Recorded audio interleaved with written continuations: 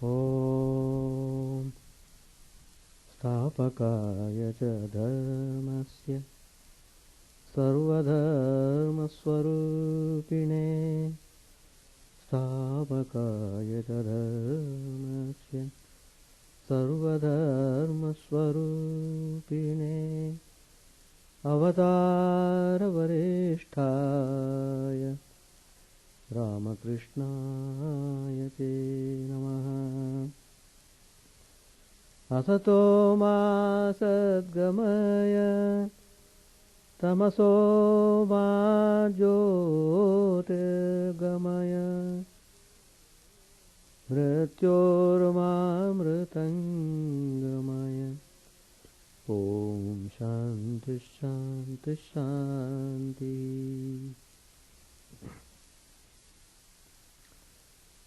Let us offer our salutations to Sri Ramakrishna, the Supreme God Incarnate, the embodiment of all religions, who came to establish universal religion. Let us pray to Him to lead us from the unreal to the real, to lead us from the darkness of ignorance to the light of knowledge, to lead us from death to immortality.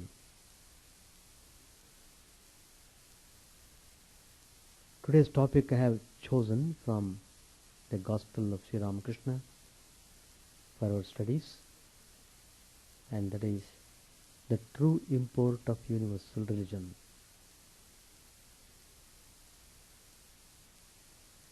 There are so many incarnations coming on this earth every now and then for specified purposes.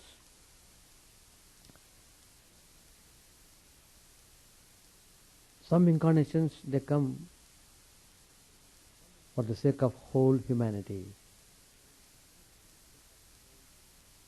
When there is need of correcting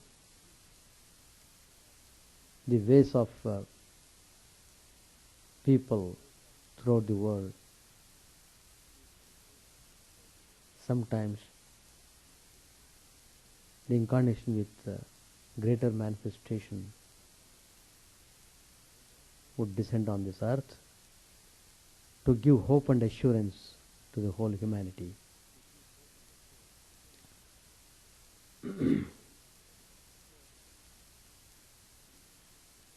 So, they come to articulate the universal message of the religion, the message of peace, goodwill, and the spirit of accommodation. These three are very important for establishing universal religion: peace, goodwill, and the spirit of accommodation. This great heritage found eloquent expression in Sri Ramakrishna and Swami Vivekananda. In them, India's ancient vision of universality found modern expression. Their message is of special interest because they are the creators of a new age, the age of synthesis of yoga, knowledge, devotion, and work.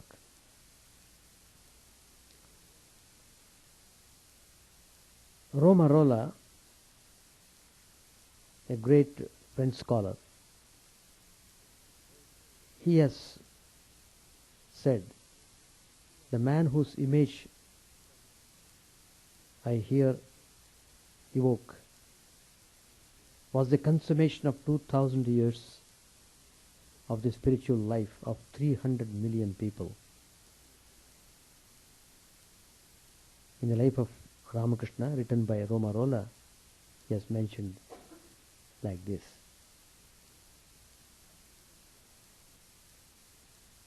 Ramakrishna's life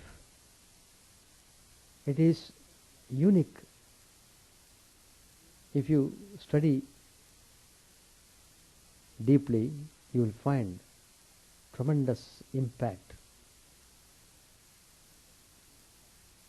generated by Sri Ramakrishna's life and teachings. His life encompassed everything and rejected nothing. That is, he accommodated all the varieties of sects and religions. He had such tremendous experience of the realization of the truth. So he could accommodate all these various types of religious practices, and he authenticated in a way all the religions of the world. Every religion in every part of the world has its validity and its utility and benefit. What is most important is that one should focus on the sadhana aspect of religion. You follow whatever religion you have selected and go ahead with the practice. Why should you bother about others people's ways and means of practicing religion? You don't have to bother about them. There is divine power operating in the whole universe. It is his responsibility. So, if you have that attitude, then there is no question of disharmony or dissension or tension in the name of religion. There is no need even to force people to come in your way. Why should you force anybody to come on your way? Everyone has the same way as you have. As you want to go in your own way, the other man also wants to go in his own way. So if you accept that idea, then there should not be any room for any conflict. You resolve your conflicts, realize the truth, experience the bliss of God, then share that bliss in an impartial way to whomsoever comes to you. That's the way we should adopt. And that's exactly what Sri Ramakrishna did. He just practiced all the major religions and arrived at the final truth that every religion leads a person to the goal, to the spiritual goal. That's a very authentic and validated utterance given by man of realization. That means no religion need to be condemned and no one need to be converted. So that we should completely understand. The more we understand, the better we enjoy the peace and harmony.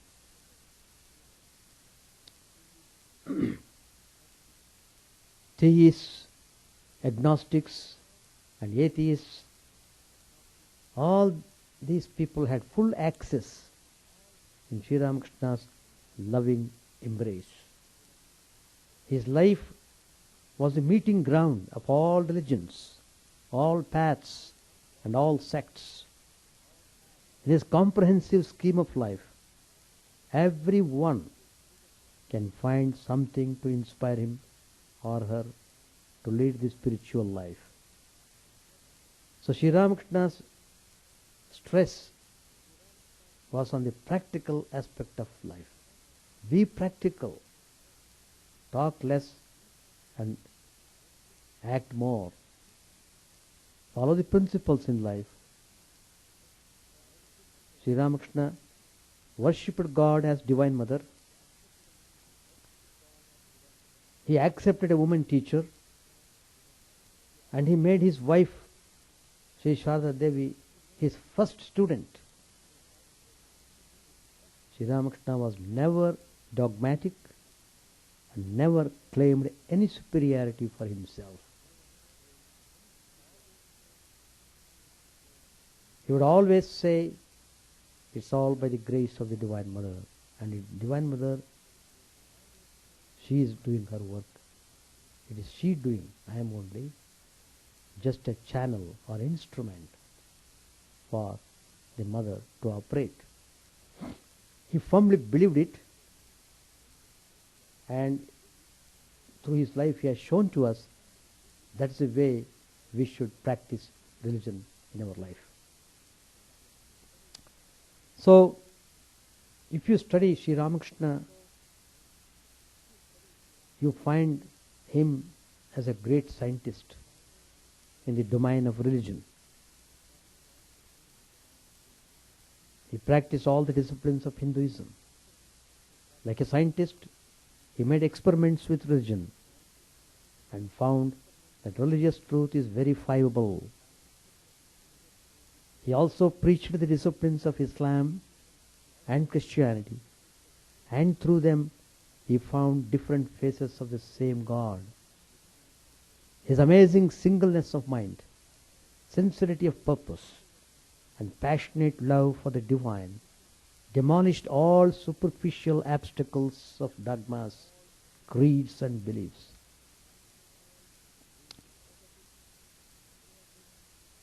Out of his realization of the truth, Sri Ramakrishna declared, as many minds, so many paths to the ultimate reality.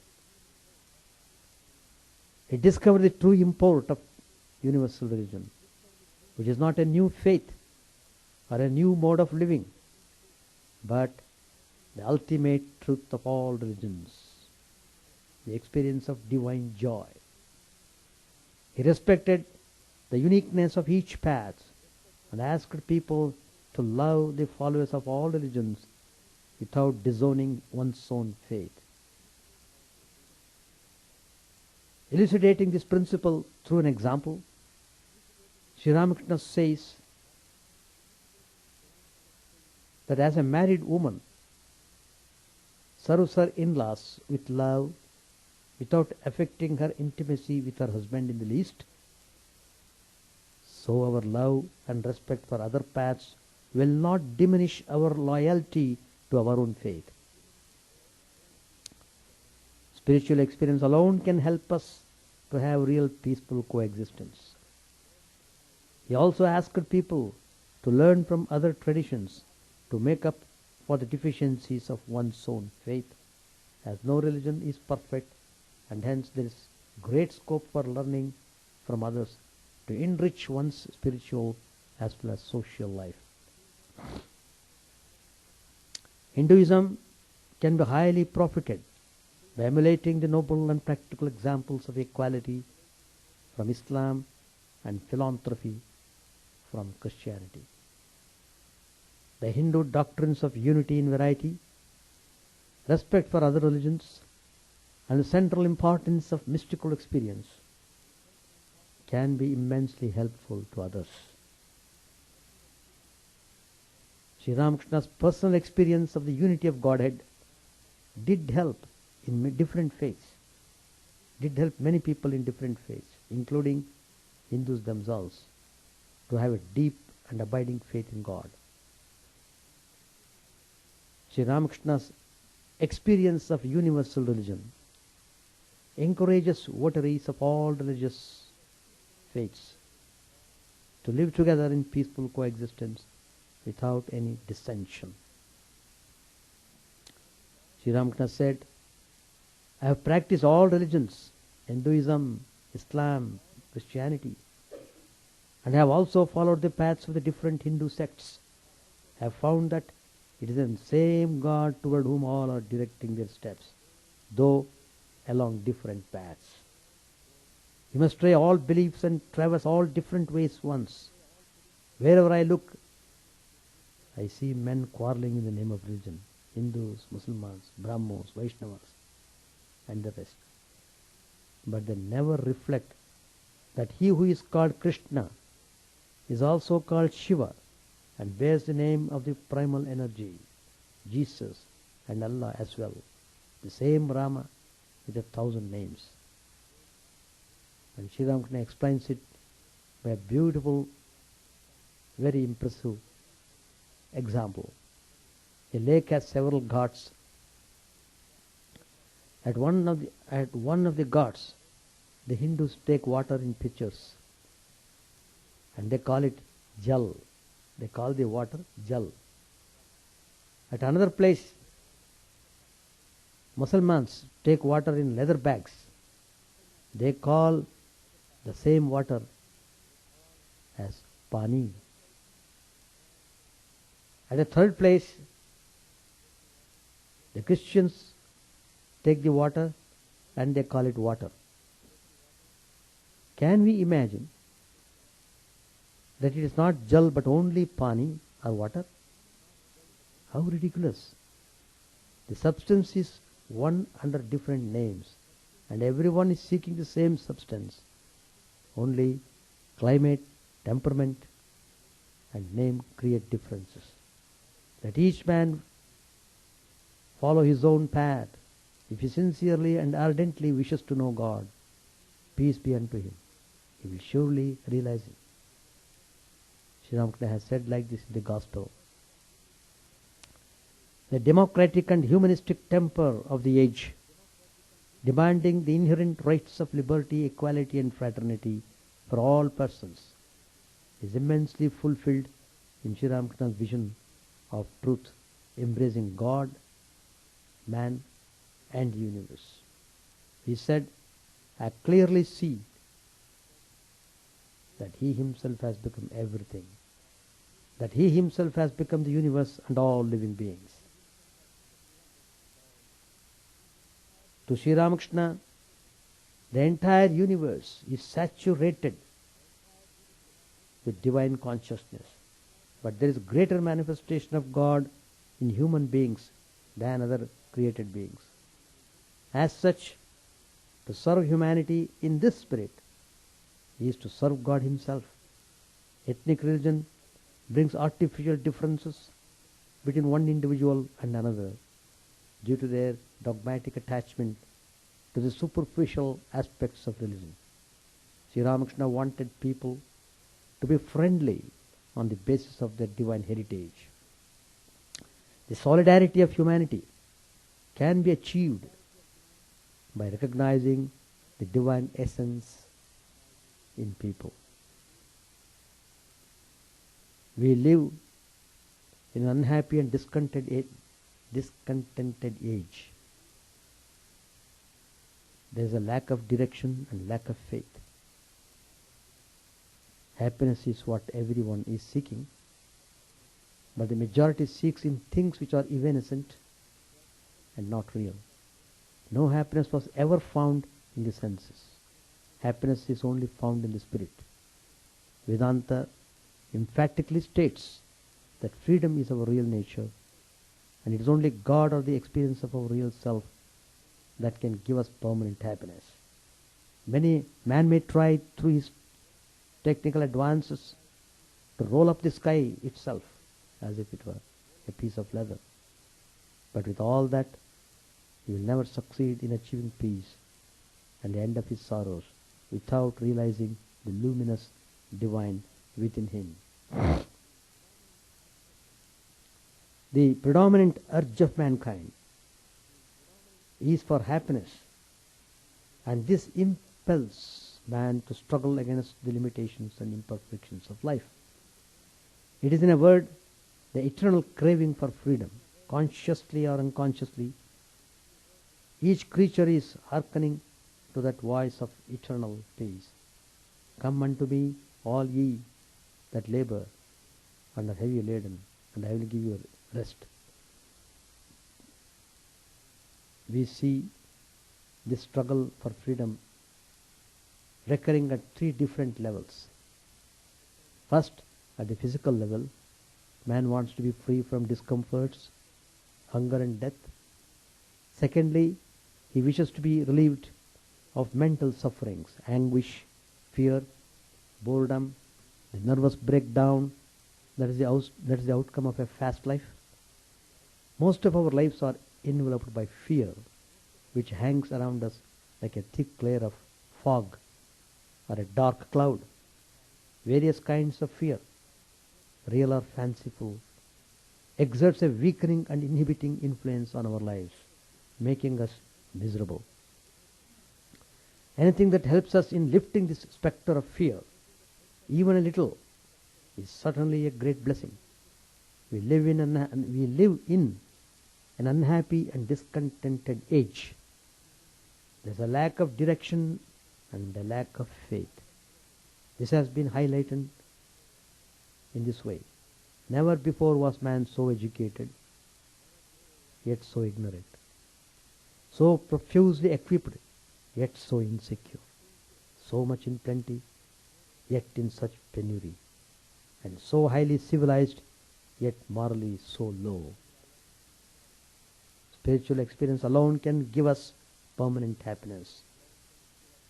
Thirdly, the most significant struggle of man is in the realm of spirit. Though he may not be aware of it, he is seeking freedom in God. Our true being is divine. The greatest common factor in all great cultures is a general acceptance of the eternal presence of God in us. This constant sense of the presence of God in us is indeed the common ground on which the great temples of cultures have been erected and respected.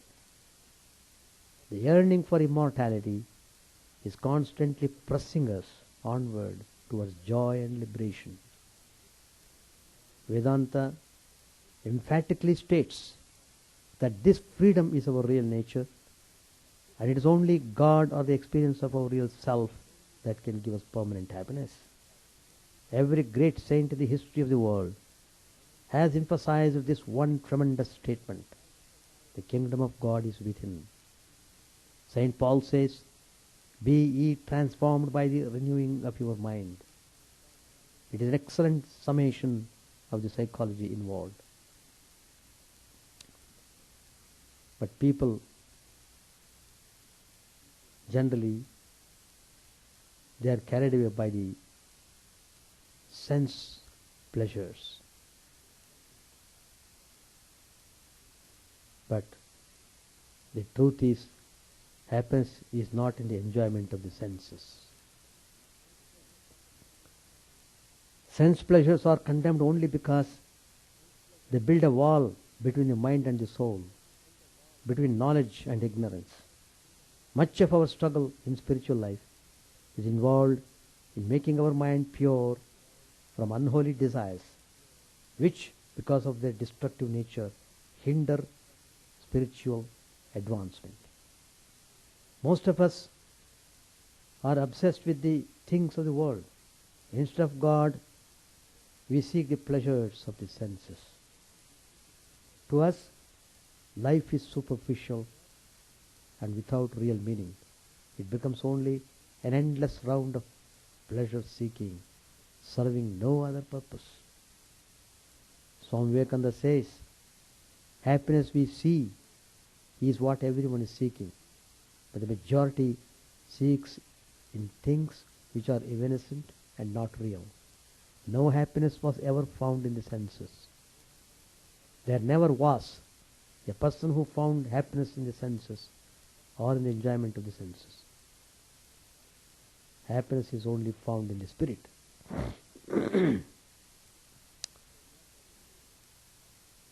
So we have to achieve that happiness.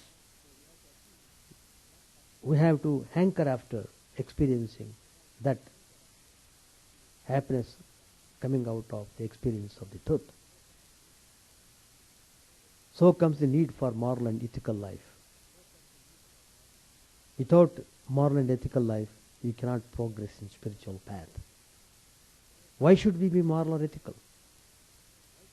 if the ideal of perfection is not accepted, if we do not believe that kingdom of God is within, and that perfection is to be achieved here and now, and not after we die, then certainly life has no meaning for us. Without morality, without inner check, the very foundation of ethical life cannot be laid. The expansion of consciousness is not possible without moral life. The great Acharya Ramanuj defined good and evil. He said, evil is that which contracts us, and good is that which brings expansion. Swami Vivekananda says, expansion is life, contraction is death. Swami explains evil as that which hides the Atman, the truth of God within, and good as that which helps to unfold it. Well, there is so many factors responsible for this kind of thinking. But then, every problem has a solution. People are becoming restless because of the force of the pull of desires, never-ending, multiplying desires. So desires really cannot be uprooted in total. But then, as I said earlier, there is a way. The way is the desires can be sublimated through renunciation, through restraint of the flesh, through development of our will. We can exchange fear and anxiety for the benevolent protection of divine law. In order to grow spiritually, we must renounce our attachment to those things which distract our attention from God. This does not mean killing the senses. Sri Ramakrishna says, so long as the passions are directed towards the world and its objects, they behave like enemies. But when they are directed towards God, they become best friends of man, for they lead him to God. The passions cannot be eradicated, but can be educated. A noted social thinker says, educators are guilty of violence when they tell students that they have no free soul but are passionate creatures. To be a victim of intellectual robbers who despoil man of his divine image is to create gravest social problems.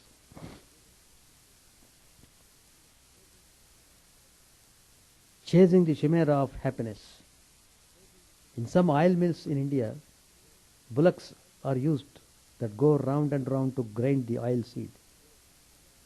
There is a yoke on the bullock's neck. They have a piece of wood protruding from the yoke, and on that is fastened a wisp of straw. The bullock is blindfolded in such a way that it can only look forward, and so it stretches its neck to get the straw, and in doing so it pushes the piece of wood out a little further, and it makes another attempt with the same result, and yet another, and so on. It never catches the straw, but goes round and round in the hope of getting it, and in so doing grinds out the oil. In the same way, these are the words of Vivekananda. In the same way, you and I, who are born slaves of nature, money and wealth, wives and children, are always chasing a wisp of straw, a mere chimera, and going through an innumerable round of lives without obtaining what we seek. The great dream is love. We are all going to love and be loved. We are all going to be happy and never meet with misery. But the more we go towards happiness, the more it goes away from us. So, there's tremendous significance in the universal message of Sri Ramakrishna. And the more we read his life and teachings and apply the spiritual ideas in our life, we really become recipient of God's grace, and we really enjoy peace and happiness. Page 854. Master said, It is not easy to get rid of illusion. It lingers even after the attainment of knowledge. A man dreamt of a tiger. Then he woke up and his dream vanished, but his heart continued to palpitate. Some thieves came to a field. A straw figure resembling a man had been put there to frighten intruders. The thieves were scared by the figure and could not persuade themselves to enter the field. One of them, however, approached and found that it was only a figure made of straw. He came back to his companions and said, "There is nothing to be afraid of," but still they refused to go. They said that their hearts were beating fast. Then the daring thief laid the figure on the ground and said, "It is nothing, it is nothing." This is the process of neti neti.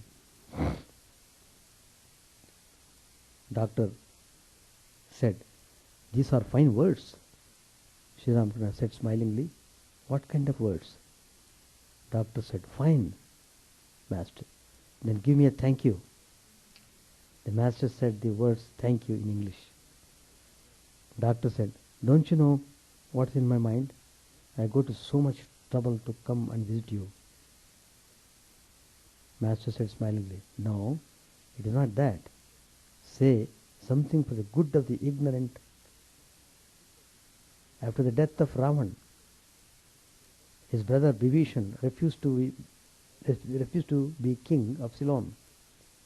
He said, "O Rama, I have obtained you. What shall I do with kingship?" Rama said, "Vibhishan, be king for the sake of the ignorant, for those who might ask what riches you have gained by serving me so much. Be king to give them a lesson." Doctor said, "Are there such ignorant people here?"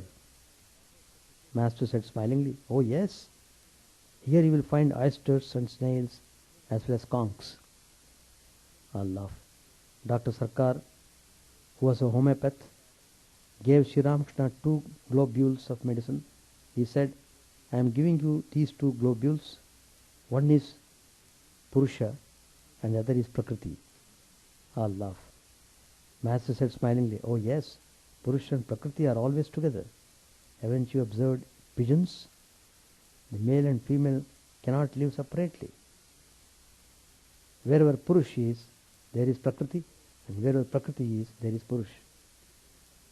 It was Vijaya day. Sri Ramakrishna asked Dr. Sarkar to have some refreshments. The devotees served him with sweets. Doctor said while eating, "Now I say thank you for the sweets, but it is not for your teachings. Why should I give that thank you in words?" Master said smilingly, "The essential thing is to fix the mind on God and to practice meditation a little. What more shall I say?" Pointing to the younger Narain, Sri Ramakrishna said, "Look at him. His mind totally merges in God. Those things I was telling you." Doctor said, "Tell the others also." Master said, "No. A man should be given food according to his power of digestion. Can all understand what I told you? I can't talk to everyone as I talk to you. Suppose a mother has bought a fish for the family. All her children have not the same power of digestion. For some she makes pilau, and for others she makes stew. These latter have weak stomachs." All laugh. Dr. Sarkar took his leave. It was Vijaya day, when people show their love and respect to their friends and elders with appropriate greetings.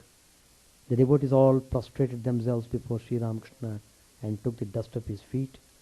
Then they embraced one another. Their joy knew no bounds. The Master was seriously ill, but he made them all forget about his illness. The embracing and exchange of greetings continued a long time. The devotees also took light refreshments. The younger Narain, M, and a few other devotees sat near Sri Ramakrishna. The Master talked to them joyfully. He spoke of Dr. Sarkar. Master said, "I shall not have to tell him very much. When the trunk of a tree is cut almost to the other side, the cutter steps aside. A little later, the tree falls down of itself. The younger Naren said smilingly, "Here everything is principle." Master said to Yam, "The doctor has already changed a great deal, hasn't he?" Yam said, "Yes, sir. When he comes here, he loses his wits. He never talks about medicine. When we remind him of it, he says, 'Oh, yes, yes, I shall have to give the medicine.'" Some of the devotees were singing in the parlor. They returned to the master's room. Sri Ramakrishna said, "I heard your music, but why did you make mistakes in the rhythm? I once heard of a man who was an adept in discord. You sang like him." All laughed. A young man, a relative of the younger Naren, arrived. He was bespectacled and foppishly dressed. Sri Ramakrishna spoke to the younger Naren. Master said, "You see, the young man was going along the road. He had put on a pleated shirt. And how he strutted. Now and again he would display the shirt by removing his scarf and then look around to see if anyone was admiring him. But when he walked, you could see that he was knock-kneed." All laugh. "The peacock displays its feathers, but its feet are very dirty." All laugh. "The camel is very ugly. Everything about it is ugly." Young man said, "But it acts well." Master said, "Yes, but it browses on briars. It will continue to eat thorns, though its mouth bleeds. The worldly man loses his children and still clamors for more." Let us stop here. Any question? So, that's why we are building universal temple of Sri Ramakrishna, to spread the message of universal religion practiced by Sri Ramakrishna. The more people come to Sri Ramakrishna's teachings, they can be really happy in their own religion, and at the same time they give respect to other religions also. That's the important message of Sri Ramakrishna. That's the purpose of this great incarnation, who came to help the whole humanity, not simply one section of the people. He came to respect and inspire people belonging to all religions. And he came to explain the real principles involved in religion. So, let us try to follow as much as we can. Chant the name of the Lord and His glory unceasingly. The name of that the mirror of the heart may be wiped clean, and quench that mighty forest fire worldly lust, raging furiously within. O name, stream down in moonlight on the lotus heart, opening its cup to knowledge of thyself. O self, drowned deep in the waves of his bliss, tasting his nectar at every step, bathing in his name that bought for weary souls. Various are thy names, O Lord, in each and every name thy power resides. No times are set, no rites are needful for chanting of thy name. So vast is thy mercy, how huge then is my wretchedness, who find in this empty life and heart no devotion to thy name. O my mind, be humbler than a blade of grass, be patient and forbearing like a tree, take no honor to thyself, give honor to all, chant unceasingly the name of the Lord. O Lord and soul of the universe, mine is no prayer for wealth or retinue, the playthings of lust or the toys of fame. As many times as I may be reborn, grant me, O Lord, a steadfast love for thee. A drowning man in this world's fearful ocean is thy servant, O sweet one. In thy mercy, consider him as dust beneath thy feet. Ah, how I long for the day when instant separation from thee, O Lord, will be as 1,000 years, when the heart burns away with its desire, and the world without thee is a heartless void. Prostrate at thy feet let me be, in unwavering devotion, neither imploring the embrace of thine arms, nor bewailing the withdrawal of thy presence, though it tears my soul asunder. O thou who stillest the hearts of thy devotees, Do with me what thou wilt, for thou art my heart's beloved, thou and thou alone.